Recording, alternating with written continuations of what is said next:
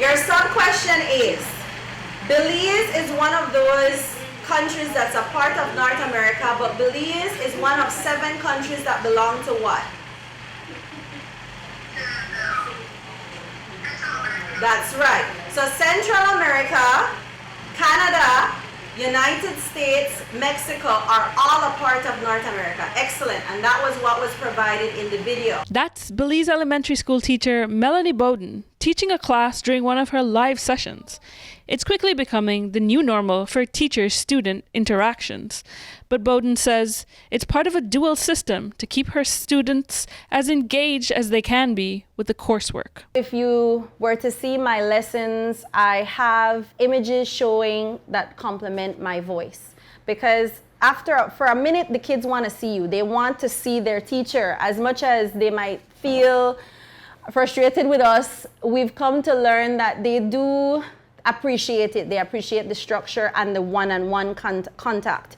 So I do show my face, but I also provide cartoons and illustrations and diagrams to facilitate learning. I think this entire pandemic has taught all of us the need to loosen up and not be so rigid. Everybody is just so fixed. And I think the ones who are able to survive this time are the ones who are flexible and can adapt. Because you can't be rigid anymore. Anything can happen. So it's almost like, I know that's what you're doing. I know you're not fully watching my 15-minute video, but just know that when you come on my live, I can grade it. I can record it. You understand? So that's my check and balance right there. You might be able to watch 5 things at the same time. I want to ensure that you are learning because I can't stop them. I'm here and they're at home, and some of them are by themselves. Some of them do have someone sitting with them.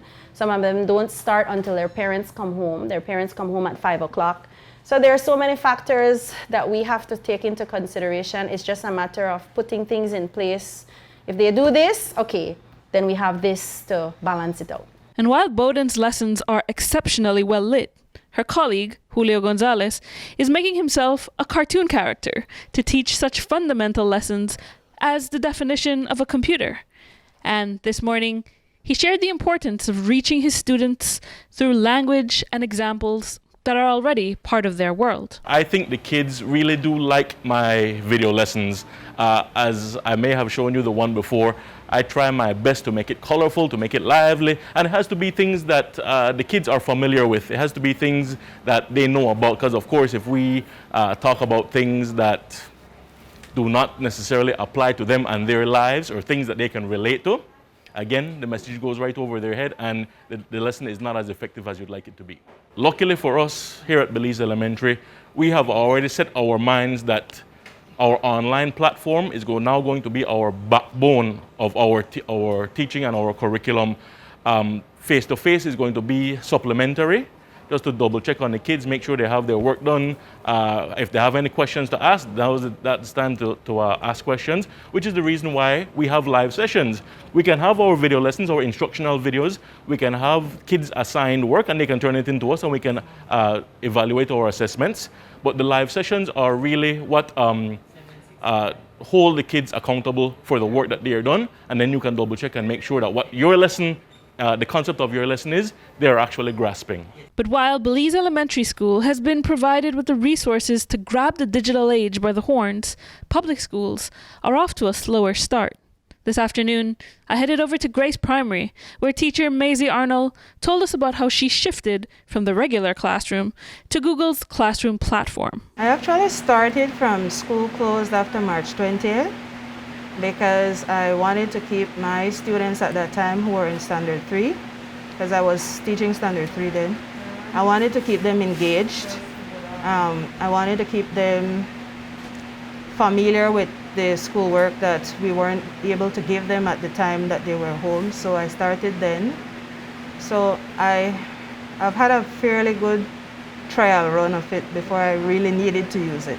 It's difficult to get all the information you need across, especially when you're thinking about the information whereby you need some sort of interaction. So some information can be given via our platform that we're using, the Google Classroom, but it's going to be difficult to do other certain topics or certain activities whereby you need to see what the children are, how they are performing, what they're doing. What's the most challenging subject to teach? I know that language arts will be different than math, science will be different. What's the one that it really tasks you guys to communicate over these types of platforms?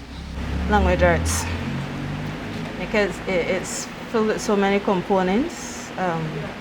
We're used to focusing on whole language to get everything out of, maybe use a story and try to get as much as you can out of the story. But it's more difficult now with that because it entails a lot of reading, and we're not sure if that's what the children will be doing or are doing, so that's the most difficult part now. So then we had to go right back to the old where you compartmentalize everything, where it's you teach grammar only, phonics only, vocabulary only. So that's what makes it hard. From what we've gathered when questioning parents, I have about roughly 60 to 65% of parents who have an access to an electronic device and internet at home. Other parents have to work off data, which is not that reliable. So therefore, that poses some challenges. Do you feel that your students are losing anything this year by not being face-to-face with you in the classroom? Yes and no. Yes, because there are certain students that need that extra teacher help, that one-on-one. And with face-to-face interaction off the table for now, we wondered how private and public match up and whether COVID-19 might transform the wage gap into an educational gap as well. I have a lot of friends that are educators in the public sector, and we bounce off ideas, and it's, in my opinion, those teachers tend to be even more creative, to be honest, because they're working against all odds. They just have to get on board with it and maneuver the Google Slides. We try to make it very child-friendly and interactive with songs, videos, worksheets, things to make their life a little bit easier. But they're still learning at the same time.